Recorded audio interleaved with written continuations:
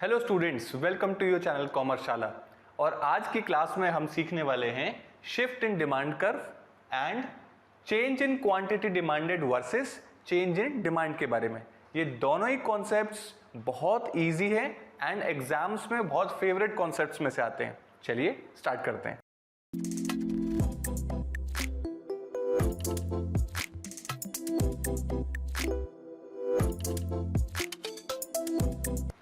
Shift in demand curve को समझने से पहले हमको वापस से जाना पड़ेगा extension and contraction of demand के लिए। एक छोटा सा पॉइंट है जो हमको वापस से आज की क्लास में रेलेवेंट क्रिएट करेगा, उस पॉइंट को पिक करना है। हमने क्या चीज ऑब्जर्व करी थी एक्सटेंशन एंड कॉन्ट्रैक्शन में कि आपका डिमांड कर्व होता है। अगर आप पॉइंट ए से पॉइंट एफ की तरफ जाते हैं तो उसको हम एक्सटेंशन बोलते हैं, एंड एफ से ए की तरफ आते हैं हम कॉन्ट्रैक्शन बोलते हैं। डिमांड एक्सटेंड होती है तो एक्सटेंशन, डिमांड कॉन्ट्रैक्ट होती है तो कॉन्ट्रैक्शन। लेकिन पॉइंट यहां पे समझने का क्या है कि एक्सटेंशन एंड कॉन्ट्रैक्शन का रीजन क्या है।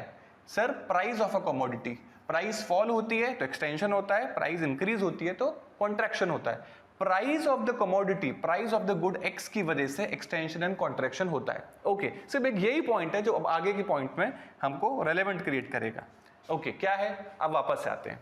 हम कर क्या रहे हैं, शिफ्ट इन डिमांड को अब हमें समझना है। उसके लिए एक बार रिवाइज करते हैं लॉ ऑफ डिमांड को। लॉ ऑफ डिमांड क्या थी sir? When other things remain unchanged, अगर price of the commodity X increase होती है तो सर डिमांड डिक्रीज होगी एंड वाइस वर्सा।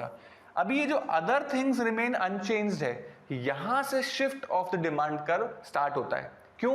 क्योंकि सर प्राइस के चेंजेस से क्वांटिटी में चेंज होगा, ये तो एक्सटेंशन एंड कॉन्ट्रैक्शन में हमने समझ ही लिया। अब other than price, other things, in other things की वजह से क्या होगा वो अब हमें समझना है। क्या इनकम में अगर चेंज होगा तो क्या आपकी डिमांड कर्व में चेंज होगा? Taste and preference, price of related goods and expectation, इनमें अगर चेंज होता है तो क्या चेंज होगा, ये हमें समझना है। ये हमारा नॉर्मल डिमांड कर्व है। कैसे बनाए नॉर्मल डिमांड कर्व? सर, जब प्राइस 100 थी तो क्वांटिटी हम इतनी 2 यूनिट्स कंज्यूम करना चाहते थे।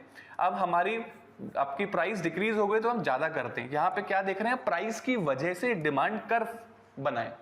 लेकिन व्हाट विल हैपन अगर इनकम ही इंक्रीज कर जाए? किसी व्यक्ति की इनकम 1 लाख थी, अब वो 2 लाख हो जाए तो क्या होगा? क्या market price of good x में कोई चेंज आया है? नहीं, मार्केट प्राइस में क्यों चेंज नहीं है? क्यों चेंज आएगा? वो तो एज इट इज है।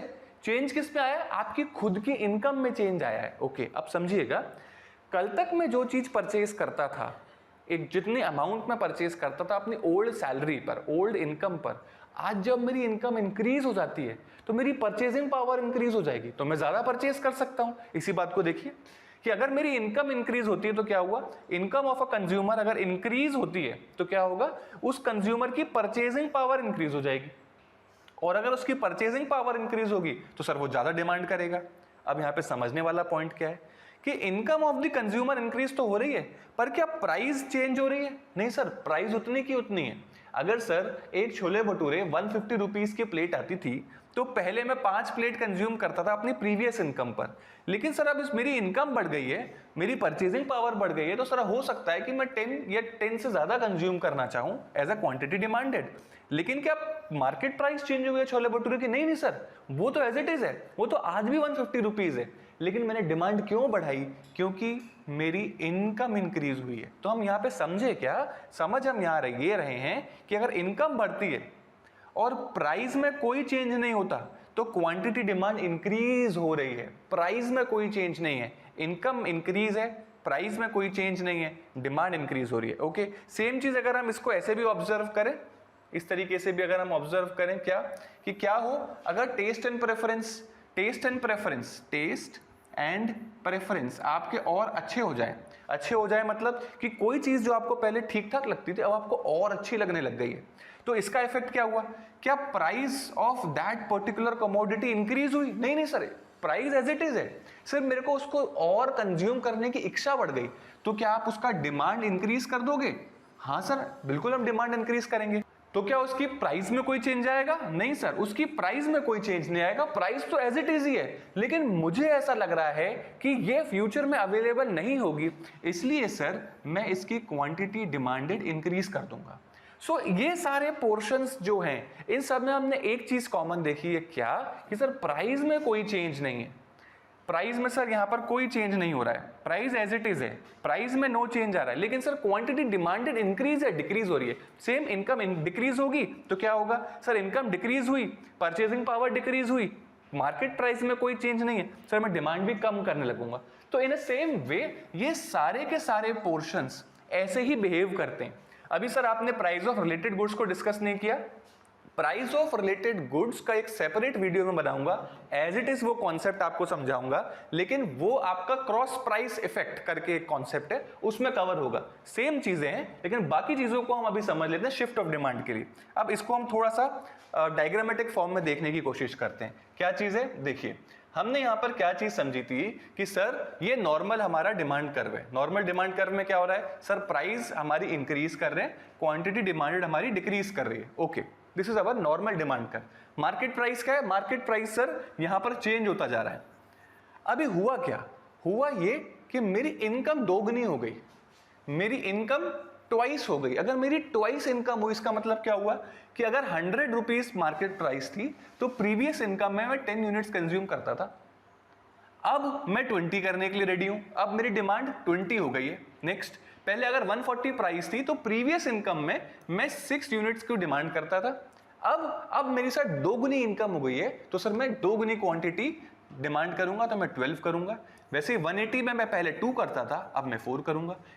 ये आपका डिमांड कर्व है इस पर्टिकुलर क्वांटिटी डिमांडेड के लिए। अब अगर आपकी इनकम ट्वाइस हो गई तो देखते हैं उसका कैसे डिमांड कर्व आता है।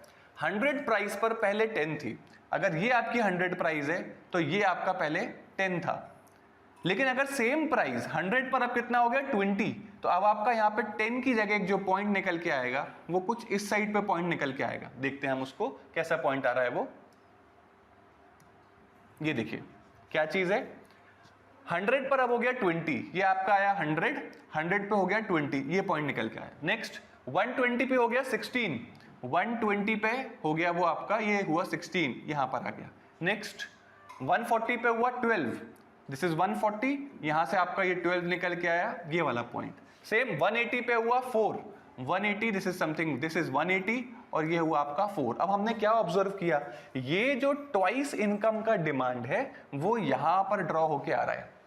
क्या चीज देखिए सर, प्राइस कांस्टेंट है, मार्केट प्राइस में कोई अंतर नहीं है। कैसे, ये देखिए, एक मैं बिल्कुल रफ वे में समझाने की कोशिश करता हूं आपको। मार्केट प्राइस पहले 100 था तो 100 पर आप 10 यूनिट्स डिमांड करते थे, अब सेम 100 पर आप 20 यूनिट्स डिमांड कर रहे हो, तो प्राइस में कोई चेंज नहीं आया है। बस इसी पॉइंट को हमें समझना है और यही पॉइंट है जो बच्चों को कंफ्यूजन भी क्रिएट करता है। शिफ्ट यहां पर जो आप देख रहे हो, this is a rightward shift. ये जो शिफ्ट हुआ है ये किसकी वजह से हुआ है सर, इनकम के ट्वाइस होने की वजह से सर ये शिफ्ट हुआ है। सो यही पॉइंट जो हमने प्रीवियस उसमें ऐसे करके समझाता, आपको थ्योरेटिकल फॉर्म में समझाता, इसको अब हमने प्रॉपर ग्राफिकल फॉर्म में भी समझ लिया कि सर अगर इनकम ट्वाइस होगी तो राइटवर्ड शिफ्ट। अब सर इनकम अगर आपकी हाफ हो गई तो ऑब्वियसली लेफ्टवर्ड शिफ्ट। अब इन्हीं सारे पोर्शंस को हम एक बार में डिस्कस कर लेते हैं। ये आते हैं आपके सारे पोर्शंस इस तरीके से। इनकम बढ़ेगी तो क्या होगा, इनकम बढ़ेगी तो सर राइटवर्ड शिफ्ट होगा। अच्छा, इनकम डिक्रीज होगी तो क्या होगा सर, लेफ्टवर्ड शिफ्ट होगा, शिफ्ट होगा। बस इस बात को समझना बहुत जरूरी है। देखिए इन सारे पोर्शंस को एक साथ ही हम यहाँ पे लिखे हुए हैं। Sir taste and preference increase होगा तो क्या होगा, राइटवर्ड शिफ्ट, मैं ज्यादा क्वांटिटी डिमांड करूंगा। Sir taste and preference decrease होगा तो क्या होगा, लेफ्टवर्ड शिफ्ट, अब मैं कम डिमांड करूंगा। नेक्स्ट, एक्सपेक्टेशन मेरी ये है कि अब फ्यूचर में अवेलेबिलिटी कम हो जाएगी, फ्यूचर में अवेलेबिलिटी कम हो जाएगी, मैं ज्यादा क्वांटिटी डिमांड करूंगा, राइटवर्ड शिफ्ट। क्या प्राइस में चेंज हो रहा है, मार्केट प्राइस में कोई चेंज नहीं हो रहा है। ओके, एक्सपेक्टेशन मेरी क्या है कि अवेलेबिलिटी बढ़ जाएगी, फ्यूचर में और ज्यादा स्पीड से अवेलेबिलिटी होगी, तो मैं बोलूंगा हाँ बाद में खरीदेंगे, लेफ्टवर्ड शिफ्ट। मार्केट प्राइस में कोई चेंज नहीं हुआ है। तो शिफ्ट का पोर्शन बहुत सिंपल है। अगर वो वाला जो पोर्शन था लॉ ऑफ डिमांड का, शिफ्ट में हमने क्या देखा, अदर थिंग्स रिमेन अनचेंज। ये अदर थिंग्स क्या है, ये है वो अदर थिंग्स। अगर ये चेंज होने लग गई तो क्या होगा, शिफ्ट होगा। अगर ये चेंज नहीं हो रही है तो क्या होगा, मूवमेंट होगा, एक्सटेंशन एंड कॉन्ट्रैक्शन होगा। बस अगर आपने ये दोनों पॉइंट्स को अभी समझ लिया तो जो हम अपना next change in quantity demanded और चेंज इन डिमांड वाला जो कॉन्सेप्ट है, अब सीधे हम उसी कॉन्सेप्ट पे आते हैं। पूरा कॉन्सेप्ट हम इंडिविजुअली समझ चुके हैं, अब बस हम उसको एक ही साथ लेके आने वाले हैं। क्या? डिमांड कर्व एंड प्राइस, ये वाली बात बताएगी जब डिमांड कर्व का क्या स्टेटस है अगर प्राइस में चेंज हो रहा है। ये क्या बता रहा है? Demand curve and factors other than price, demand curve के क्या हाल होंगे अगर factors other than price changes होंगे तो। ठीक है, दोनों पॉइंट जो हमने किए थे सेम वही है। क्या? अगर सर सिर्फ प्राइस में चेंज होता है तो एक्सटेंशन एंड कॉन्ट्रैक्शन होता है। देखिए अगर सिर्फ अब यहीं देख लीजिए, extension, this is called extension, this is contraction. सिर्फ प्राइस में चेंज हो रहा है, प्राइस पहले इतनी थी अब प्राइस इतनी हो गई है, एक्सटेंशन एंड कॉन्ट्रैक्शन। यहां पर राइटवर्ड एंड बैकवर्ड शिफ्ट, इसको आप फॉरवर्ड एंड बैकवर्ड भी बोल सकते हैं, राइटवर्ड एंड लेफ्टवर्ड भी बोल सकते हो, सब ठीक है। ओके, अब राइटवर्ड शिफ्ट होगा या बैकवर्ड शिफ्ट होगा, पैरेलल भी हो सकता है, नॉन पैरेलल भी हो सकता है, कोई दिक्कत नहीं है, पर शिफ्ट होगा राइटवर्ड या बैकवर्ड। ओके, नेक्स्ट, इसको हम बोलते हैं मूवमेंट अलोंग डिमांड कर्व। आप मूव कर रहे हो इसी डिमांड कर्व पर, या तो इधर जा रहे हो या इधर जा रहे हो, इस एक ही डिमांड कर्व पे आप मूव कर रहे हो, तो हम क्या बोल रहे हैं? Movement along demand curve. इस प्रोसेस को हम बोलते हैं मूवमेंट अलोंग डिमांड कर्व। इसको क्या बोलते हैं? Shift in demand curve. पूरी की पूरी डिमांड ही शिफ्ट हो गई सर, पहले ये थी अब ये है ही नहीं सर, अब ये नई डिमांड है, तो पूरा डिमांड में शिफ्टिंग हो रही है। नेक्स्ट क्या है? Only price is the reason of movement. इस मूवमेंट का रीजन क्या है? प्राइस। अरे सर इतनी बार तो समझा दिया, अब तो रट गया है, बहुत अच्छी बात है रट गया है। तो इस पूरी का रीजन क्या है? सिर्फ प्राइस रीजन है। अच्छा, इसका रीजन क्या है? अरे सर अभी तो समझाया था, लॉ ऑफ डिमांड में प्राइस के अलावा जितने भी फैक्टर्स है वो सब रीजन है, सेम वही पॉइंट है। Factors other than price are the reasons of shift. क्या हुआ? कौन से फैक्टर्स है सर? वो इनकम, सर वो expectation, sir taste and preferences, वो सारे पोर्शन आ जाएंगे। अब आते हैं फोर्थ पॉइंट पर। फोर्थ पॉइंट में बच्चा कंफ्यूज होता है, वहीं उसको रटना पड़ता है। रटने की बेटा कोई जरूरत नहीं। क्या? इसको हम बोलते हैं change in quantity demanded. Please, यहां पर किस में चेंज हो रहा है? सर क्वांटिटी डिमांडेड में चेंज हो रहा है। देखिए कैसे? सर पहले हम इतनी क्वांटिटी डिमांड करते थे, कितनी? ये पहले सर ए पॉइंट पर हम इतनी क्वांटिटी डिमांड करते थे, अब सर हम इतनी क्वांटिटी डिमांड कर रहे हैं। तो यहां चेंज किस में हो रहा है? सर जो हमारा क्वांटिटी डिमांडेड है इसमें चेंज हो रहा है, change in quantity demanded. Sir जो पहले मैं इतनी डिमांड करता था अब मैं इतनी डिमांड करता हूं, एक ही डिमांड कर्व पे। ओके, यहां पर क्या हो रहा है? और एक मिनट, यहां पर क्या हो रहा है? इसको हम बोलते हैं चेंज इन डिमांड। सर यहां पे सर पूरी की पूरी डिमांड कर्व ही चेंज हो गया, पूरा का पूरा। सर ये मेरा ओरिजिनल डिमांड कर्व था, सर चेंज हो गया, अब ये बचा ही नहीं। अब सर ये है मेरा D2 है मेरा नया डिमांड, अगर राइटवर्ड शिफ्ट होता है तो हम यहाँ पे क्या देख रहे हैं? पूरा का पूरा डिमांड ही चेंज हो गया, पूरे की पूरा डिमांड कर्व भी चेंज हो गया। इसको हम बोलते हैं चेंज इन डिमांड, क्योंकि यहाँ पे पूरा का पूरा नया डिमांड कर्व क्रिएट होता है। और इसको हम क्या बोलते हैं? इसको हम बोलते हैं change in quantity demanded. Sir ये जो क्वांटिटी की डिमांड है इसमें यहाँ पर चेंज होती है, इसका रीजन है प्राइस एंड इसका रीजन है अदर देन प्राइस। ये क्वेश्चन टीचर्स का फेवरेट क्वेश्चंस में से आता है, बच्चे इसको रटते भी हैं। अब मैंने आपको यही पॉइंट 5 पॉइंट्स में समझाया है, आप एक 6th पॉइंट, 5th पॉइंट तो आपका डायग्राम हो गया, 6th पॉइंट में आप एक प्रॉपर टेबल भी बना सकते हो। उसमें क्या करेंगे हम? प्राइस एंड क्वांटिटी भी कर सकते हैं। इसमें मैं बना देता हूं 6th पॉइंट में आप प्राइस ऑफ गुड एक्स कर दीजिए, क्वांटिटी डिमांडेड। क्या प्राइस चेंज होती है? नहीं सर, प्राइस कभी चेंज नहीं होती है। ये 100 रुपीज है, 100 रुपीज है, 100 रुपीज है। पहले 100 में मैं 10 यूनिट्स डिमांड करता था, फिर मैं 5 करने लगा, फिर मैं 15 करने लगा। तो यहां पर क्या हो रहा है? Price is not a reason, यहां पर आपका प्राइस रीजन है। तो यहां पर कौन सा पॉइंट आएगा? यहां पर ये वाला आपका एक डिमांड कर्व आप ड्रॉ कर सकते हो, आप टेबल बना सकते हो डिमांड शेड्यूल की।